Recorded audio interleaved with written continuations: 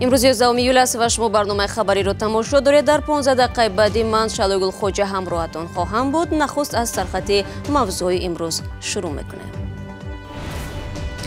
نجات شرکت از کیسه سوکینان نرخ استفاده نیروی برق در تاجیکستان باز بالا می رود. این دفعه 17%.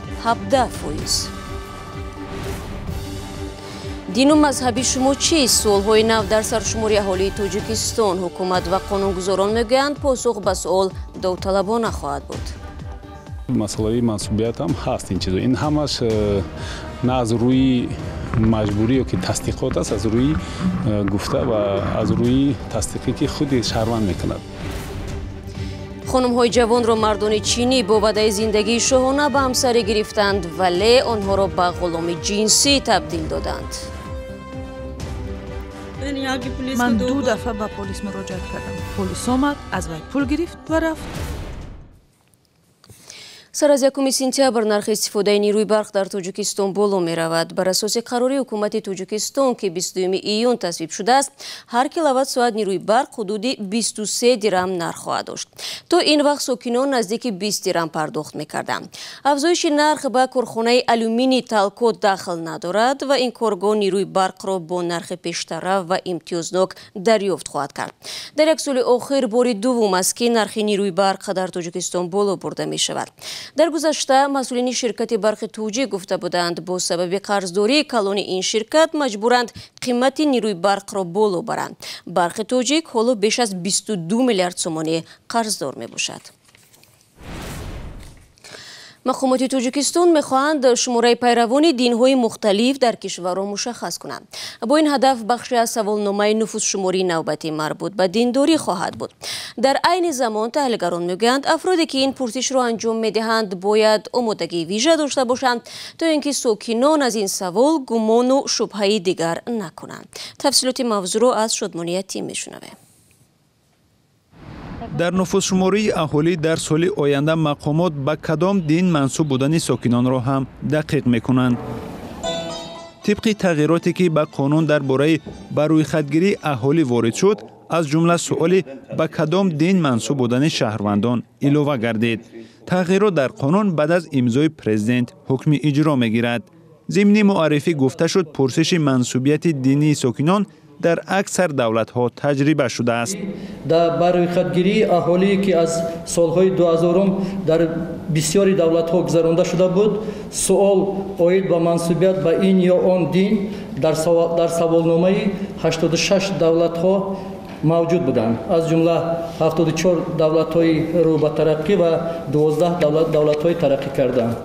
جامعه شناسان میگویند معلوم کردن شماره اعتقادمندان به دین و مذهب‌های گوناگون در اکثر کشورهای جهان یک کاری معمولی است، ولی در تاجیکستان بجز پیروان دین اسلام احتمال پیروان دیگر دینها اعتقاد واقعی خود را آشکار نکنند. ساکنان به این تغییرات نظرهای گوناگون دارند. در باره دین شما پرسند که به کدام مذهب؟ نه نوتوریه. در این که نوتوریه، توری نمیگالد. برای چی؟ خب برای چی با این چیز میشه؟ چی میگن؟ همدیگری ده توری نمیگالد بعد میکوان دلی همدیگری ده. اصلا همچون انسان قبول کرده نشه. به فکر شما درست است از روی اتیکا پرسیدن در باره دین و مذهبی؟ درست است. ضمن سرشماری اهالی در 12 ساله گذشته سوال پیروی به دین پرسیده نشده است. مقامات تاجیک بارها گفتند که اکثر شهروندان کشور مسلمان و پیروی مذهبی حنفی و قسماً اسماعیلی هستند. درباره اعتقاد پیروان دیگر ادیان آماری گوناگون صدا می‌دهد. استانداردهای بین‌المللی برای خودگیری هست و اونم و خصوصیت توصیوی دارد و تمامی چگویم این معین نمودن تعداد اهالی، تعداد خانه‌ها، دیگر مسائل در نوبت من نیز مسئله منصوبیت هم هست. این چیزا این همش نه از روی مجبوری یا که تصدیقات است، از روی گفته و از روی تصدیقی که خود شهروند میکند و خودش میتواند این چیزا رو خبر رساند و که خبر نرساند. در تاجیکستان معمولا در 10 سال یک بار آژانسی آمار در همکاری با دیگر سازمان‌های داخلی و خارجی اهالی کشور را روی خط میکنند. اتفاقا در سال 2020 در بسیاری از کشورهای جهان سرشماری اهالی جریان خواهد گرفت. شادمان یتیم، افسانه اکابرشوی و آزادی دوشنبه. اکنون هشدار به خانم‌های جوان که آرزوی شوهران خارجی را دارند. این عکس از توی عروسی میبایست همچون خاطره از لحظه‌های شیرین زندگی در یاد میماند. تیر ماه سال 2018 خانم نصرانی پاکستانی با نام ریمشا توسط اگنتی میانرو با مرد از چین ازدواج کرد. ولی بعد نیم سال توی عروسی در لاهور پاکستان ریمشا از چین به نزدیکانش زنگ زده التجا کرد که او را نجات بدهند. گزارشی اسکندر خوجا میرزاده را با هم تماشا میکنیم. التماس مرا از اینجا بیرون کنید. میخواهم به خانه به پیش خویش و تبارم برگردم. شوهرم به من تهدید کرده دائما مرا میزند. او به من دستور میدهد که با تمام دوستانش خوب روم تا او پول به دست آورد. اگر پیشنهاد او را رد کنم مرا لتو کوب میکند. التماس به من کمک کنید. خیلی روح افتادم. ریمشا به زبان چینی حرف نمیزند و نمیداند که برای کمک به کجا مراجعت کند. ریمشا تنها نیست. مثل او چندین خانم دیگری پاکستانی هم به دام اگنتی های میانه رو افتیده ابتدا به واسطه ازدواج های قلبکی به چین انتقال یافته، سپس در آنجا به فحشا و غلامی جنسی مجبور شدند. ماه می مقامات پاکستان 10 نفر را برای قاچاق زنان پاکستانی به چین و استفاده اگنتی تنظیم ازدواج برای روپوش نمودن این جنایت به حبس گرفتند.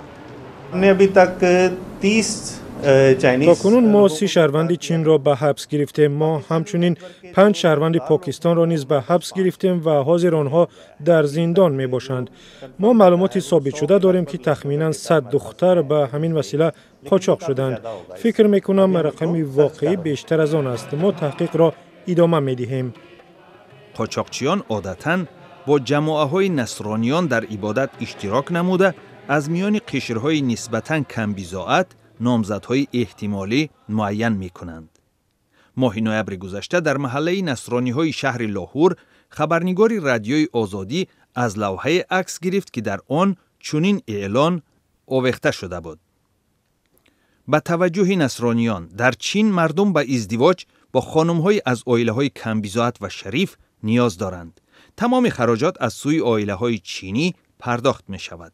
معلومات داشتن عروس هم حتمی نیست. آنها طبقه‌های کم بضاعت‌ترین را از میان مسلمانان و نصرانی‌ها انتخاب می‌کردند، زیرا امکان داشت با مبلغ کمتری آنها را به دام اندازند. به شوهر دادن دختر در عائله‌های کم بضاعتی مسلمان و نصرانی آسان نیست. آنها نیازمندی‌های مردم کم بضاعت را می‌دانستند و به آنها وعده می‌دادند که هم خراجات توی را می‌دهند، هم عروس را در خارج صاحب مکانی زیست و جای کار می‌کنند. خلاص وعده‌های زیاد می‌دادند. مادر ریمشا میگوید به ازدواج دخترش رضایت داد، زیرا به وی زندگی بهتر وعده داده بودند. می داشتیم که دخترمان خوشبخت می شود. آنها وعده های کلان می دادند. گفتند که ما را به خانه اشان دعوت می کنند. می گفتند که دخترمان خوشبخت می شود، کمی را نمی بیند. ما ساده لوحانه به آنها باور کردیم. تا کنون عائله ریمشا نتوانسته است این خانم را به وطن برگرداند. من 2 دفعه به پلیس مراجعت کردم. پلیس آمد، از وی پول گرفت و رفت. حامی حقوق از شهر لاهور سلیم اقبال تلاش دارد زنان قاچاق شده را به پاکستان برگرداند. راستش را گویم من تنها برای این زنان مبارزه میبرم. حاضر رسانه ها هم در این باره گزارش دادند، ولی وزارت کارهای خارجی پاکستان در این سمت کاری نظررسی نکرده است. والدان نزدم می آیند، نوارها را نمایش میدهند و میخواهند به آنها کمک رسانند. ریمشا و 10 خانم دیگر در حال ناگوارند و انتظار رهایی از خشونت و غلامی جنسی. مثل آن ده‌ها زن دیگر با خطر افتیدن به دام قاچاقچیان انسان مواجه هستند که حیات خوشبختانه در چین وعده می‌دهند. بینندگان عزیز، اگر میخواهید که در برنامه خبری سهم بگیرید، پس ما منتظری همکاری شما هستیم. خبر، عکس و نواری ثبت کرده‌تان را میتوانید طریق وایبر و واتساپ با رقم 420 724 056 581 در اختیار رادیوی آزادی گذارید. این رقم تنها برای قبول مواد است. یک اعلان دیگر هم داریم. با آنهایی که دههای خود را دوست می‌دارند و می‌خواهند آن را به جهانیان نمایش بدهند. رادیوی آزادی آزمون را راه‌اندازی و برای نوارهای بهترین 3 جایزه نیز مقرر کرده است. طلبات اساسی این است که نوار باید 1 دقیقه باشد و شما در آن درباره دههای خود معلومات بدهید.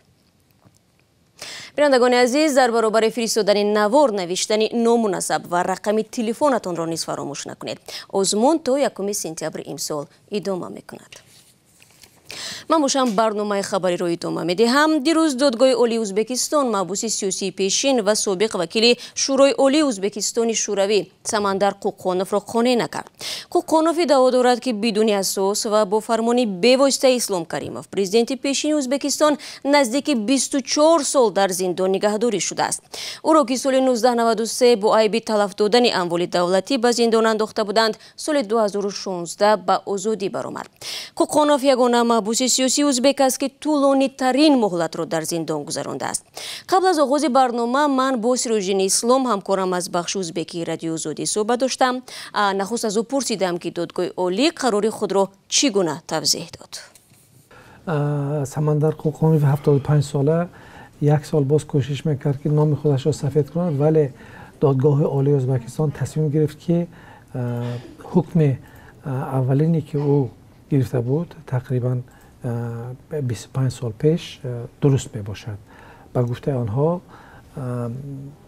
پرونده جنایی که علیه او باز کرده بودند از 20 تام عبارت است، از 20 جلد عبارت است و آنها گفتند که تمام عیب هایی که به دوش گذاشته بودند تصدیق خودش را یافته است و آنها تصمیم گرفتند که سمندر قوقانوف را سفید نکنند. سال بعدی من نصرالدین درباره واکنش قوقانوف به بی‌تغییر ماندن حکم در نسبتش بود که آن را چطور قبول کرد.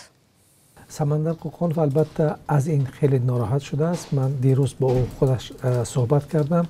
به گفته او سمندر قوقانوف 7 بار کوشش کرده است که نام خودش را سفید کند به دادگاه عالی، به کلیگ عالی و به سازمان های گوناگون ازبکستان رفته است و کوشش کرده است که نام خودش را سفید کند، ولی بالاخره میگوید که این تصمیم سیاسی نیست، بلکه بعضی از گروه های که ضد سیاست میرزیایف هستند تصمیم گرفتند و کوشش کردند که اصلا نام او سفید نشود، ولی خود او میگوید که این مسئله پرینسیپال است و تا آخر مبارزه خودش را ادامه میدهد.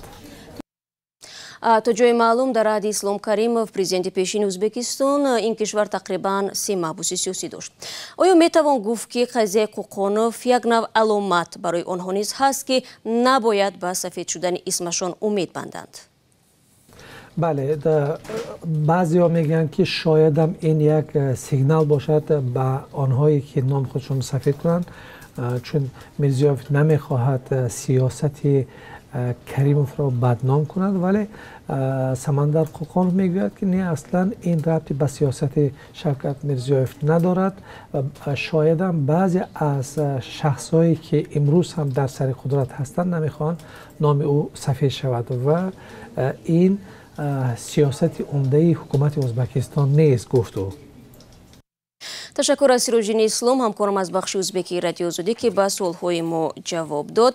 خوب بینندگان عزیز، یک خبری دیگر هم هست. امروز سروزیر قزاقستان به دوشنبه میآید و سفر رسمی اسکر مامین در تاجیکستان 2 روز ادامه می‌یابد.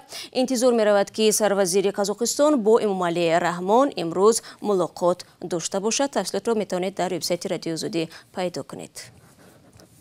با این مطلب برنامه امروز رو به پایان میبریم. تا نشر برنامه نوبتی میتوانید گزارش رو در کانال ما در یوتیوب با نام آزادی ویدیو تماشا کنید. اخباری روز در وبسایت رادیو آزادی www.azodi.org دسترس است. رادیو آزادی همچنین در شبکه‌های اجتماعی صفحه دارد. فردا نوید بامدادی تقدیم شما میشود. فراموش نکنید. تا فردا، خدا نگهدار.